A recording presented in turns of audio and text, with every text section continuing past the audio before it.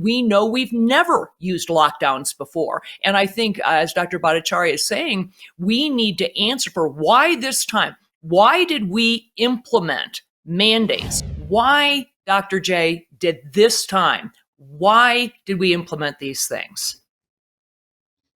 Yeah, I mean, I was telling Drew earlier. I think part of it was just the instinct for for almost all of the leaders in public health they're trained in HIV, and they sort of misapplied the lessons of HIV here. I think there's another thing that went on here. Once they had adopted this strategy, the lockdown was the strategy. They had to somehow convince the public to go along. And so they adopted strategies that would otherwise I would thought of as entirely unethical to do that, right? So for one is, fear mongering. I mean, I see some of these ads that they did. It was just unbelievable to watch. And they had to get young people to agree to do these things. They weaponized the empathy, the natural good-naturedness of young people against themselves. They said, look, if you don't wear a mask, you're going to kill grandma. Do you want to kill grandma? If you go visit your dying relative, you're going to spread COVID. You're going to spread COVID everywhere. They weaponized people's empathy against each other. They created this sense that every single person that you meet and know is a biohazard. Civilization can't go on like that. You can't actually have a functioning civilization where we believe that every other human alive is a biohazard to me. They use these tactics to get their way once they decided that lockdown was the only way. They thought that they knew best, and that any tactic, no matter how unethical, was okay. Yeah, that to me was just an astonishing reality. And my last question, I'll let Kelly just drive the ship again. If you were to, I really want to understand the other side, and so I'm always want to check myself, doubt myself. Let me ask you to do this, Jay, which is, what would the case be if you were somebody trying to advocate for locking down, and given the history you've had with lockdown, what is the case to be made? And what would you tell yourself about what happened to make the, sort of trying to look at this from the other side of the table? You tell yourself, we had to, we didn't know, we saved lives, we did anything to get to the vaccine. I mean, is that what they would tell themselves? Or is there a more elaborate story that people have to tell themselves? No, I think what you just said is exactly the case that people told themselves. They said, okay, this is a very bad disease. We have a potential tool to solve it, vaccine. We just have to get there.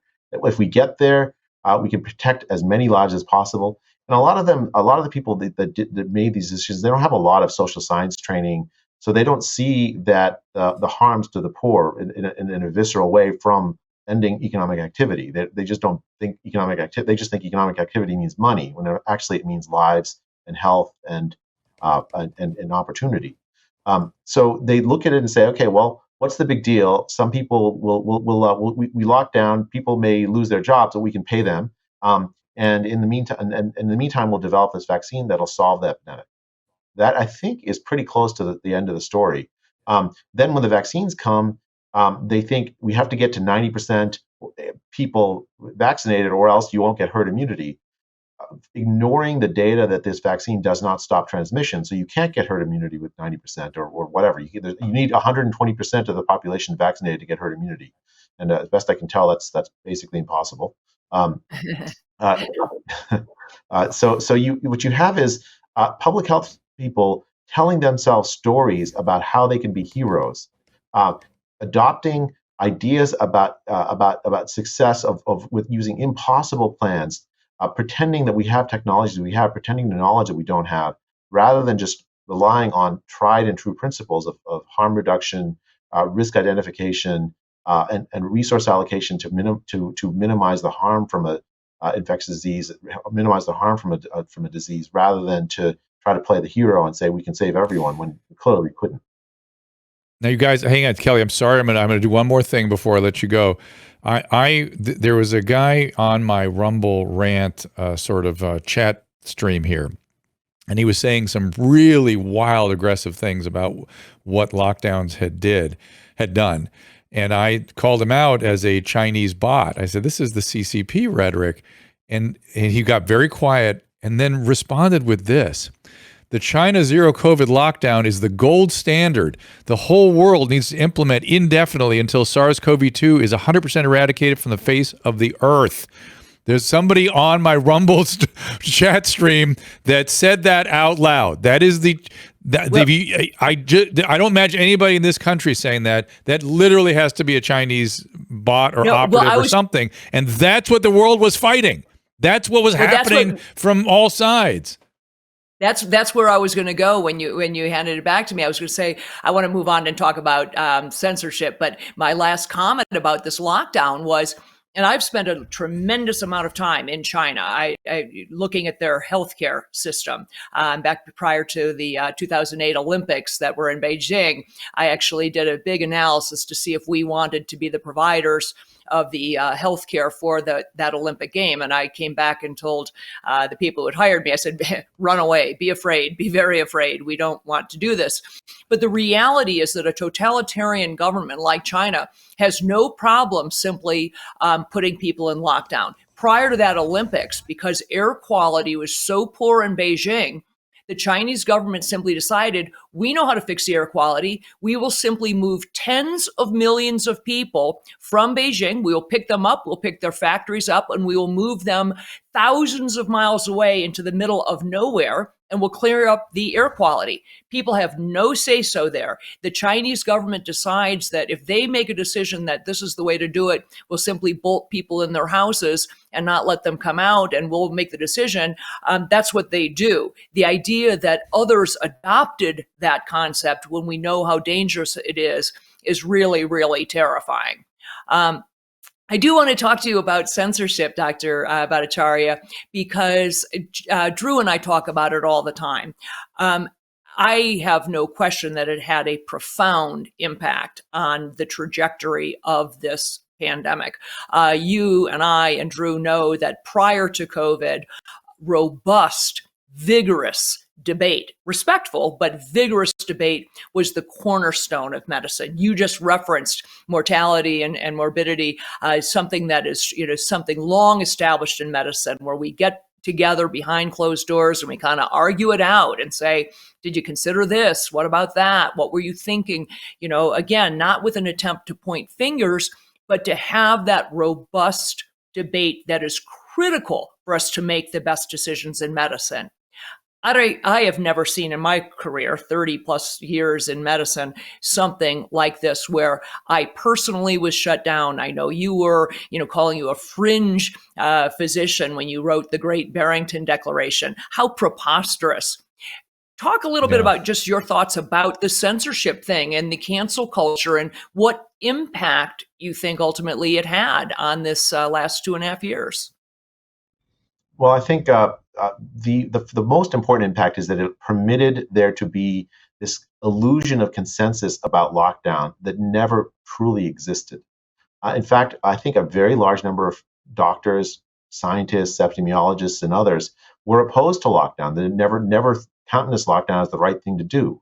But rather than let that debate happen, there was essentially a propaganda campaign, intimidation campaign by the American government, but I also think by the UK government and others, to essentially order social media companies, many of whom were actually all too willing to go along, to suppress this debate from happening, to smear the people who disagreed with someone like Tony Fauci on almost any aspect of it, and thereby essentially shut that debate down. So many doctors, so many epidemiologists and scientists silenced themselves, looking at the example of what happened to people who stuck their neck out. And why would they do this? I think part of the main reason is, if you're going to impose something as extraordinary as a lockdown, if you're going to impose something that's going to harm and at least I should say impact the lives of so many people, that's going to require them to do so much self-sacrifice, you have to have something pretty close to unanimous consensus within science. Very, very close to that. If you don't have that, you don't have a moral or ethical basis for asking the public to do that. So they had to create this illusion of consensus that there was, there was this consensus. Gross. It really is. And so what they ended up doing is it's just it's just they had to smear me, they had to smear Kelly, they had to smear you, Drew, in order to get us inconvenient fringe characters out of the way, so that they could tell the American public, the world public, that lockdown's the only way. Only legitimate scientists believe that. But it really extended way beyond the lockdown issue, Dr. J. I mean, we had this therapeutic nihilism that they also created the illusion that there was consensus about that anybody who suggested that we use the I drug or the H drug or that you are some sort of a conspiracy theorist tinfoil hat. Where, I mean, I received death threats. I was told I was going to be responsible for killing tens of thousands of people because I was suggesting that they get prescriptions for these medications. The idea that, they adopted this idea so quickly. One of my favorites was the social distancing. The idea that people are throwing this term around as if it's this established thing. And I would say to them, I have an entire office full of books on epidemiology, public health, pandemic management. I defy you to find a textbook in which you will find the phrase social distancing in the index. It's made up. It truly, truly scary stuff. Yet because they shut down so many people, so many of our colleagues, and I have my own issues with that. In the words of John Milton, virtue untested is no virtue at all. I think people had an obligation to stand up and speak out. And I have issue with my colleagues who didn't. But it really went far beyond the lockdown consensus or the illusion of consensus. It was across the board, everything from masks to therapeutics, vaccine safety, and on and on. I think there's some sense of, there's a saying about power. Power corrupts, absolute power corrupts absolutely. What you had is a relatively small group of powerful science bureaucrats with incredible power over what the public perception of the scientific community was. And once they had successfully implemented that power in imposing the lockdowns, how far is it to say, look, now we are so smart that we should be able to impose it over everything else? You have Tony Fauci going in front of the Senate and telling the American people that if you criticize me, you're not simply criticizing a man, you are criticizing science itself. Just think about the hubris underlying that statement. I mean, that's where he lost me completely that day. As I said, that's where I said, if you look up hubris in the dictionary, it says, see also Anthony Fauci. Yeah, I don't know if you can talk about this, Dr. Bhattacharya, but you're sitting in your office at Stanford University, not exactly the mecca of conservatism, in a state not known for its conservative views. How is your experience as an academic sitting in a in a very liberal institution during this? How has that been? For 34 years, I've been here 36 years. For 34 years, it was amazing. It was a place that let me do my work. I've written controversial things. I don't think public health is inherently left or right. I think the wisdom comes from lots and lots of people, unexpected places often. And I would write things that sometimes would get picked up by the left and sometimes would get picked up by the right. And I just unable to predict who's going to. I'm just doing science. I don't think science is owned by either the right or left. I frankly never thought of it as particularly political. The last 2.5 years have been absolutely miserable. Stanford has been a hostile work environment for people that disagreed with the illusion of consensus, and especially for people on the right, I think it's been very difficult. I'm really, I'm not sure what to do about that. I still love this place. I grew up here, frankly. I arrived when I was 18, and I think it still has a lot good to do for the world. But there really does need to be a real reckoning on this campus, not just this campus. I think universities around the country failed. They put in vaccine mandates. They suppressed the work of people who disagreed with the supposed scientific consensus. Many people who signed the Great Barrington Declaration, some of them got fired. A lot of them lost grant opportunities. It made it very difficult to do science. And if universities don't make it easy to do science, what are they for? What purpose do they serve? Our top universities were corrupted during this in terms of their mission to to be places, refuges where controversial ideas can be hashed out and worked and tested without fear of slander, without fear of career destruction. That is not how our universities function, and certainly not Stanford. It's really, I'm really disheartened to hear that. I can only imagine, and that's really the answer that I feared that you would give. The CDC states that COVID-19 vaccines are safe, effective, and reduce the risks of COVID-19.